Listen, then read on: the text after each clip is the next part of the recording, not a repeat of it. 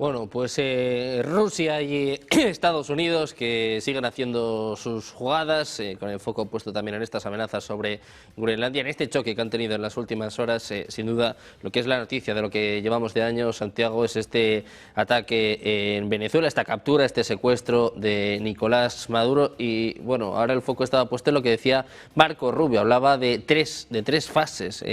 ¿Qué podemos esperar de Venezuela, Santiago? ¿Hasta dónde va a llegar el papel de Estados Unidos? Hoy Trump decía que esto puede durar mucho tiempo, incluso años. Bueno, los planes y programas de Estados Unidos esto puede durar meses, pero seguramente años, porque una transición política de un régimen político, un sistema político a otro, no se improvisa. Seguramente también la intervención que ha habido este 3 de enero se ha estado planeando durante bastante tiempo, y también se habrá estado planeando durante bastante tiempo el tipo de transición que se prevé desde las propias autoridades políticas de Washington y del gobierno de Donald Trump. A mi juicio, yo considero que están planeando de alguna manera, pues bueno, también lo ha dicho Bizner hoy en Negocios Televisión esta mañana, realizar una transición primero económica y después política que convierta a la Venezuela chavista en un sistema político pues de tipo democracia liberal, y de alguna manera, cuidado, esto también lo digo salvando mucho las distancias, de alguna manera el tipo de transición económico-política que podrían realizar desde Estados Unidos sería muy parecido al que se hizo en España del franquismo a la democracia actual. Es decir, primero desindustrializamos el país, liberalizamos la economía, lo que se haya que liberalizar, y después convertimos Venezuela, antes España, en una potencia turística con un cierto estado del bienestar para que la gente no se revele si hay algún tipo de problema sociológico, social y político, y todos contentos. De esta manera, pues, el Caribe se convertiría en una zona de influencia directa de la política exterior estadounidense, en el cual este tipo de sistemas políticos pues se darían, eso sí, siempre a cambio de una desindustrialización y de una puesta al servicio del petróleo venezolano, de la hegemonía estadounidense, que necesita el petróleo para financiar el dólar. Porque la moneda estadounidense, yo lo he dicho muchas veces en este espacio, la moneda no es meramente dinero, es un tipo de dinero, pero es una especie que ha negado al género, lo que Gustavo Bueno llamaría un lisologismo, y en ese lisologismo, pues esta especie que ha negado al género, esta moneda que se ha convertido en nivel internacional, es fundamental para sustentar la hegemonía de Estados Unidos en todo el sistema político y económico internacional, geoeconómico y geopolítico. ¿Esto qué significa? No significa que las reglas que los propios estadounidenses, que el propio Estados Unidos ha impuesto después de la Segunda Guerra Mundial a través de lo que se llama el derecho internacional público, no puedan servir en algún momento incluso para provocarle algún tipo de revés a Estados Unidos en sus planes y programas de geopolítica y economía internacional, sino que el derecho internacional público, al igual que el dólar, son herramientas del más fuerte para tratar de dominar al resto. Evidentemente, cuando esas herramientas que el más fuerte ha establecido le salen contrarias a sus intereses, pues eso también puede ocurrir, porque pasa siempre, ¿no? Estados Unidos pierde guerras, Estados Unidos ve como en algunos lugares del mundo se está desdolarizando la economía, y por eso la entrada a Venezuela no es solo por petróleo, sino también para asegurar la hegemonía del dólar a nivel mundial. Y esto nos permite además conectar la intervención en Venezuela con lo que ocurrió en su día en Siria, con lo que ocurrió en su día en Irak, y cuando Saddam Hussein también quería intercambiar petróleo con una moneda euro, y también lo que quería hacer Muammar Gaddafi en Libia con su petróleo y con el establecimiento mediante la base del patrón oro de una moneda de una Unión Africana que tanto en Estados Unidos como en Francia se veían de una manera peligrosa. Entonces, claro, aquí me parece que es importante sostener la siguiente cuestión. Y vuelvo a decir que yo parto del materialismo político y del realismo político. El derecho internacional público funciona siempre y cuando hay un poder imperial que lo impone y permite que sea recurrente en el tiempo. Aparte, hay otra cosa que creo que hay que mencionar. Las tres potencias que se han mencionado antes, que tienen capacidad de imponer sobre las demás, es verdad que no todas en la misma escala, pues sus planes y programas geopolíticos son potencias que, además de tener la bomba atómica, tienen derecho de veto en el Consejo de Seguridad de Naciones Unidas, junto con Francia y el Reino Unido. Cabe preguntarse lo siguiente: ¿qué tipo de capacidad de resistencia pueden tener los países que no tienen bomba atómica ni tienen derecho de veto en el Consejo de Seguridad para utilizar el derecho internacional público como herramienta para evitar que el más fuerte abuse del débil? Pues claro, en el momento en que hay 5 señores que tienen derecho de veto en el Consejo de Seguridad de la ONU, uno se da cuenta de que incluso cuando estos 5 señores chocan entre sí en sus intereses, pues vemos que el derecho internacional público, insisto, no niego que pueda funcionar en algún momento, igual que la moneda dólar en algún momento puede utilizarse contra los propios intereses geopolíticos del país que lo quiere imponer, pero el problema es que al final todo orden jurídico, todo orden económico se sostiene sobre un poder imperial. Y esto creo que es algo importante a tener en cuenta, porque parece ser que todavía algunos pues, académicos no quieren verlo, pero me parece muy necesario remarcarlo. Y es que de la misma manera en que vuelven herramientas de presión geoeconómica y geopolítica que se han utilizado siempre, y que la historia no ha muerto y que el mundo sigue girando, hay que decir otra cosa, y es que los imperios siguen ahí. Los imperios han sido durante muchísimo tiempo, junto con otro tipo de dialécticas, la dialéctica de clases y de estados, el motor de la historia. Y los imperios, sobre todo aquellos que tienen capacidad de acción universal, son aquellos que van haciendo la historia a pesar de otros estados que hacen lo que pueden en estos coches de choque de feria, que es la geopolítica internacional. Perdón por el símil un poco gitano que acabo de utilizar. Pero lo que quiero decir es que los imperios como forma política de actuación en la esfera internacional, con lo que ha hecho Trump en Estados Unidos, se ha demostrado que siguen ahí. La cuestión es cómo se puede plantar cara, cómo se puede revertir o cómo se puede evitar los efectos que la política exterior de Estados Unidos o de China o de Rusia tienen en el mundo si se carece de la fuerza para ello. Pongamos el caso simplemente de Groenlandia. ¿Cómo puede la Unión Europea contrarrestar la posibilidad de que Estados Unidos se haga con el control de Groenlandia, bien sea vía compra, bien sea vía invasión o por una mezcla de las dos? La Unión Europea no tiene ejército unitario, la Unión Europea no tiene una estrategia de política exterior unitaria y, por tanto, es bastante probable que Dinamarca, pues muy a su pesar, pierda Groenlandia, como en su momento España perdió Cuba, Filipinas, Puerto Rico y un año después pues tuvo que vender Guam y las Marianas al Segundo Reich alemán. La otra cuestión es cómo puede impedir, por ejemplo, un país como Nicaragua o como Cuba que en Venezuela se dé un tipo de transición política en la cual toda la esfera de los recursos energéticos venezolanos sean controlados por la economía estadounidense y el petróleo que explotaba PDVSA, pero que también comerciaba con Chevron a altos niveles de comercialización hasta hace poco con Estados Unidos, acaben en los puertos tejanos, en los puertos del Golfo de México, que Estados Unidos ha renombrado con la presidencia de Trump como Golfo de América, pero de América de Estados Unidos, no de América del continente. Pues el problema es que los otros estados no tienen poder para impedir que Estados Unidos imponga transiciones o derivaciones geopolíticas que les interesa. De la misma manera en que muchos países europeos, como Portugal o España en los años 70, no tuvieron capacidad de responder desde dentro, aunque había gente de dentro que así lo quería, para poder evitar un tipo de evolución política que a mediados de la década de los 70 pues, se hizo precisamente para entrar en un periodo de democratización y de desindustrialización.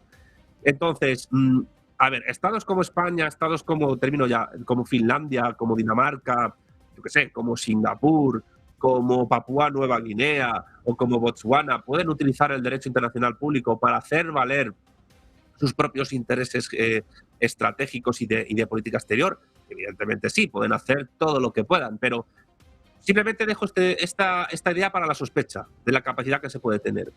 Cuando existe un tribunal internacional de La Haya en el cual siempre son juzgados tiranos, señores de la guerra y dictadorcillos que van en contra de los intereses de aquellos que manejan la política exterior internacional, ya creo que podemos empezar a sospechar para qué sirve, o mejor dicho, qué rango de acción puede tener el derecho internacional público.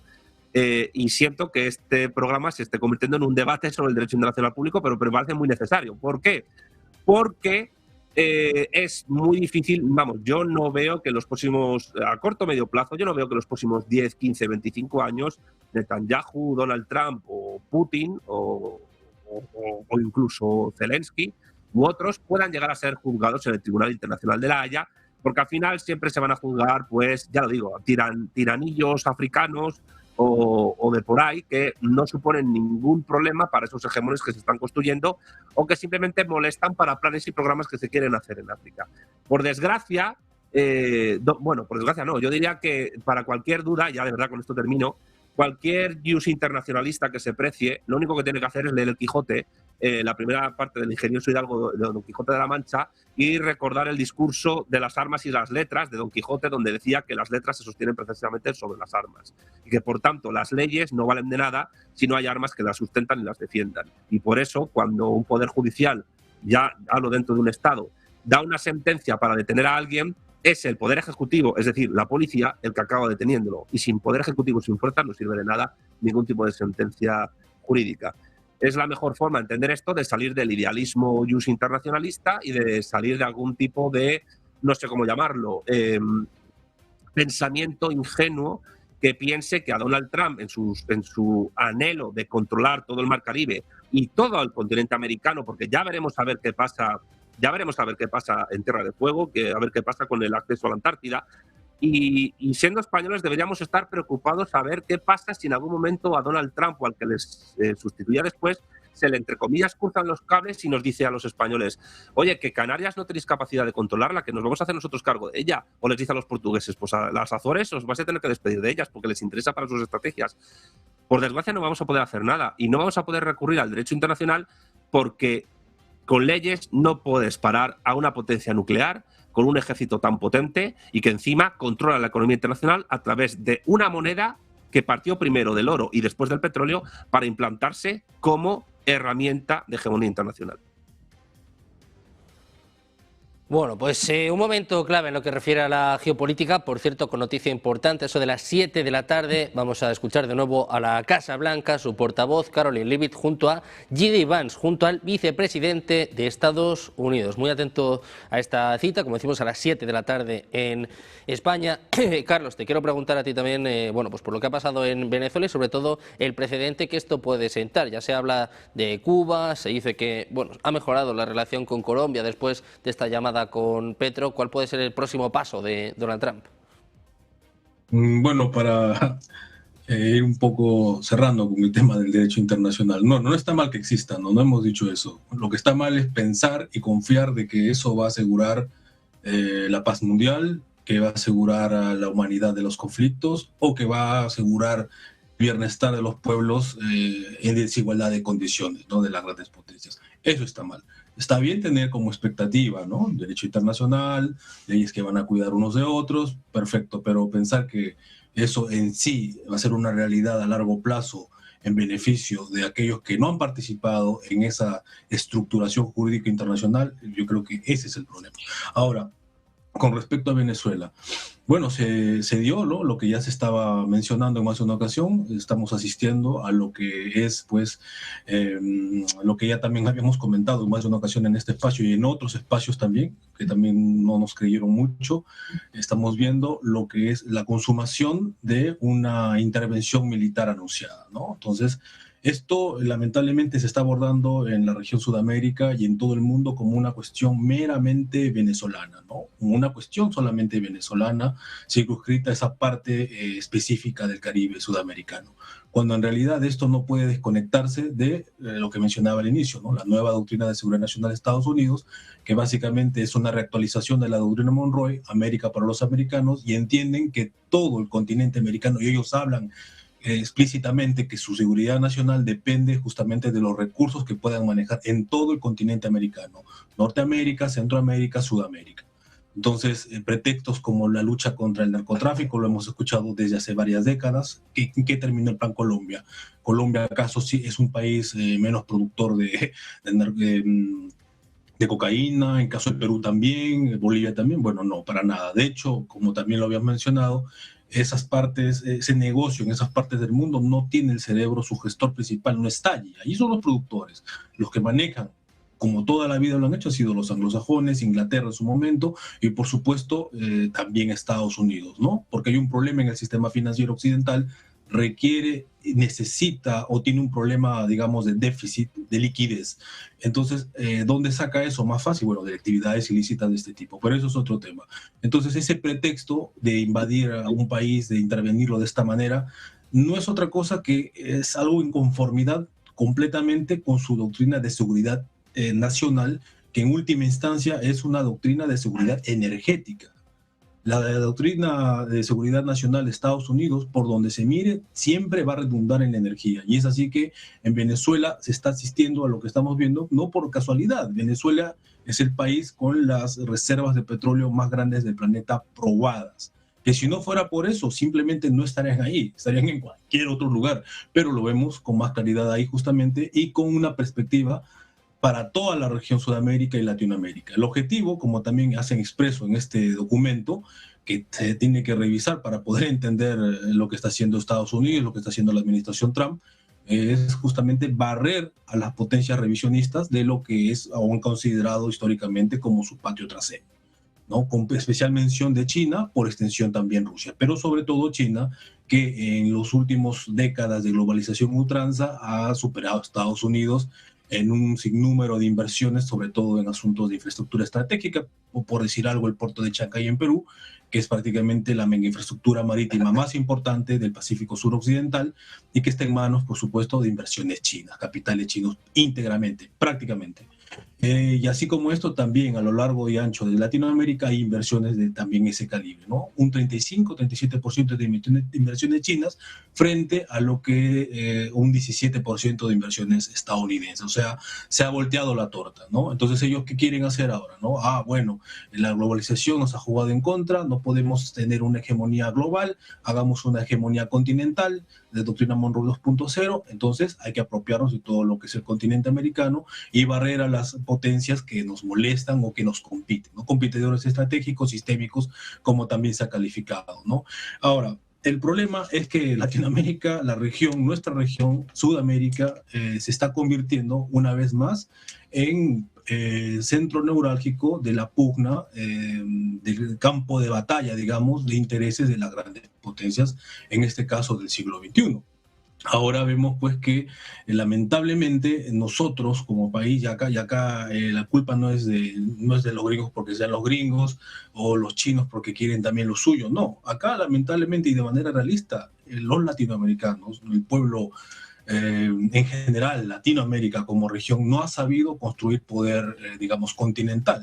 Esto no es algo que se me ocurre del momento, ¿no? Fue el mensaje que los grandes pensadores de nuestra América, independientemente de los tintes ideológicos, identificaron instintivamente como la forma más práctica de lograr nuestra liberación continental, o sea, una unidad latinoamericana. Hablaba ya de la torre, ¿no? Los Estados Unidos de Norteamérica frente a los Estados Unidos desunidos de Latinoamérica. Hablaba Antenor Orrego, un peruano también, Pueblo Continente. Vasconcelos también hablaba de la raza cósmica, entre otros tantos pensadores de nuestra América, pero lamentablemente ese mensaje nunca caló en las élites dirigentes de nuestros países, entre comillas dirigentes porque nunca lo fueron, y la consecuencia es esa, ¿no? Ahora estamos pagando los platos rotos de no haber podido construir poder continental para poder hacer frente no solamente a Estados Unidos, ¿no? Sino a las potencias del siglo XXI, para negociar con China, negociar con Rusia. Entonces, lamentablemente, esa es una situación que es la historia prácticamente la que nos está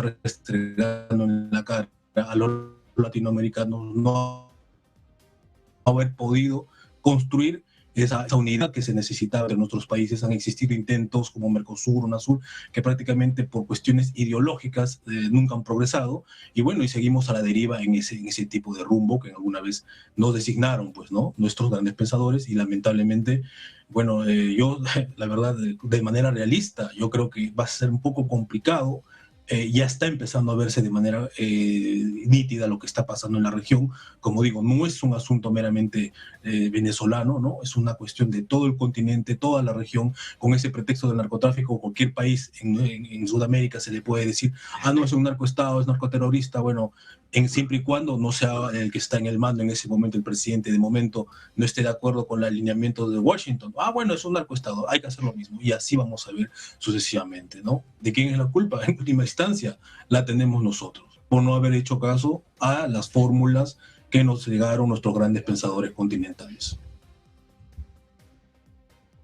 Bueno, pues precisamente pendientes de Venezuela tenemos última hora importante a este respecto, información por parte de Financial Times que dice que Caracas está cooperando activamente con Trump en los planes para exportar su petróleo a Estados Unidos, con Delcy Rodríguez, que está en estrecho contacto con el secretario de Estado Marco Rubio. Equipos de expertos de Venezuela y de Estados Unidos están colaborando para superar los obstáculos legales y burocráticos para cumplir precisamente con la demanda de Trump de permitir la exportación a Estados Unidos de entre 30 y 50 millones de barriles de petróleo. Dice que la máxima prioridad ahora es estabilizar la situación en Venezuela. Para eso necesitan mantener el flujo de petróleo y que el dinero llegue a Venezuela. Dicen que esto beneficia a ambas partes. Trump ha dicho que Delcy Rodríguez está en contacto con Marco Rubio, destacando lo que describen como un acuerdo con las autoridades interinas en Venezuela. Rodríguez está bajo fuerte presión para seguir el plan para Venezuela delineado por Rubio, quien es el primer paso en esta estabilización del país. Después hablan de recuperación y de transición. Dicen que Delcy es una persona que se mantiene firme en su compromiso y que ella escucha. Sigue la presión de Estados Unidos sobre Venezuela, que al parecer ya está cooperando activamente sus planes para exportar petróleo. Emiliano, te quiero preguntar por esto. ¿Cómo ves la relación entre Estados Unidos y Venezuela tras lo que pasó el pasado sábado? Pues que el plan de, bueno, casi, si me permites, por hacer una breve referencia al debate doctrinal, porque ellos dos solamente están enfocando el derecho internacional público como específicamente lucha de poderes y demás, y el derecho internacional público permite que haya comercio, permite que haya inversiones, permite que todos los tres que estamos aquí y Sergio puedan viajar, porque para eso hay acuerdos entre países para que puedan viajar, hay una protección del medio ambiente y sobre todo, y lo más importante es que los tres que estamos aquí sentados y el que nos modera, pues la posibilidad de que haya acuerdos de protección de derechos humanos en el ámbito europeo, en el ámbito internacional y en el ámbito americano. Y gracias a eso hemos prosperado y ha habido países que han pasado de ser colonias a ser países independientes.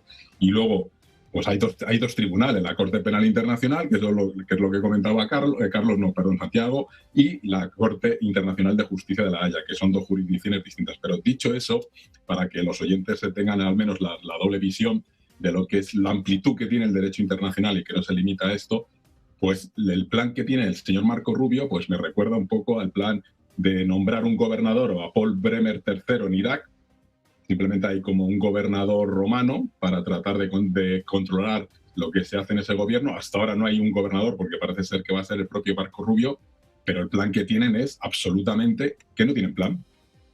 Primero, con un gobierno o ese régimen, con el control que tienen de la población, donde han prohibido entrar a cualquier periodista internacional, están controlando los móviles y celulares de la población, etcétera, etcétera. Lo que están dando es continuidad al régimen y el régimen va a aprovechar ese espacio de tiempo para tratar de reorganizarse y ver cómo responden sus aliados tradicionales. No tienen ni idea de lo que van a hacer.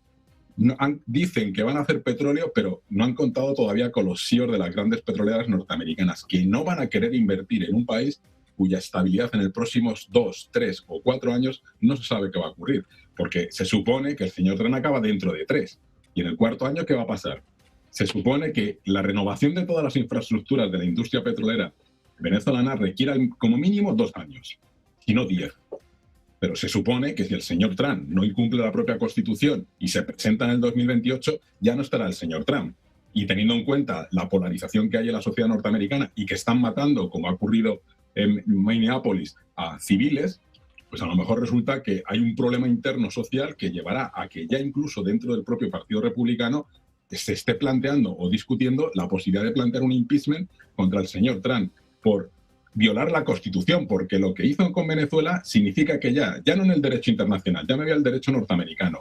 Se supone que la ley de poderes de guerra implicaría la autorización del Congreso, cosa que no ha tenido.